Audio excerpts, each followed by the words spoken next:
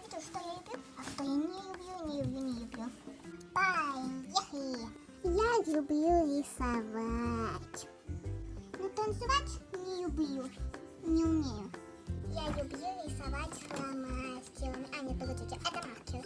Рисовать маркерами. Но не люблю рисовать глазки. Я люблю читать интересные сказки. Закончилось. Ну ладно, заново перечитаю.